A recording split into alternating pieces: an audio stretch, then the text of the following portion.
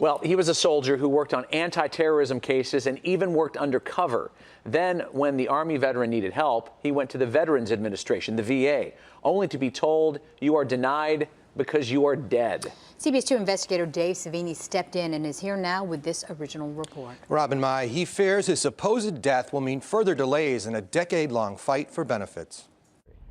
This is a cemetery for veterans. Yes, it is. In the eyes of the VA, you're here. It's in their eyes, yes. In the ground. In the ground. In the cemetery because this retired Lieutenant Colonel Carl Moss was told by the U.S. Department of Veteran Affairs he is deceased.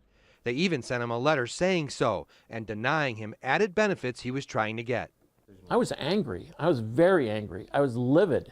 And confused because on the same day he received his death notice, Moss also received a new VA card so he could get care at a VA hospital. And this is an example of what? I think it's an example of the government not knowing what the right hand's doing, because this is totally ridiculous. About 8 years ago, Moss filed a VA compensation claim. It was denied.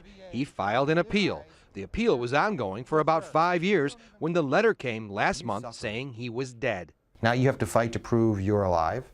Yes, sir. My fear is that they're going to cut all my benefits off. He worries the mix-up will leave him with no insurance or treatment for PTSD. You suffered a lot of pain in the military. Yes. And that affected you. Yes. I came back very angry. Unfortunately, what happened to this veteran is not unusual. Michael Peck is superintendent for the Lake County Veterans Assistance Commission. He was not involved in Moss's case, but he's seen others. So he's not the only one that's gotten a letter like No, this? sir. I've called them and I said to them, tell me what paperwork do I need to submit to you to prove this guy's alive. He says this is part of a bigger problem with the VA appeals process, which includes delays so long some veterans have died before getting a decision. Describe the backlog in the appeal process.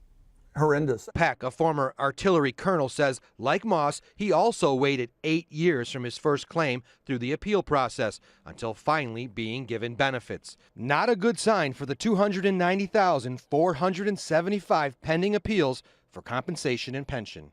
It's very absurd. My concern is that how many other veterans are being treated this way? Moss says he tried to fix the problem but was getting nowhere, so he came to us.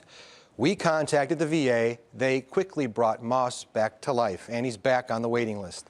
A VA spokesman apologizes. 290,000 waiting. That number is mind-boggling. And 30,000 of them are from Chicago. Gee, okay. Thanks, Dave.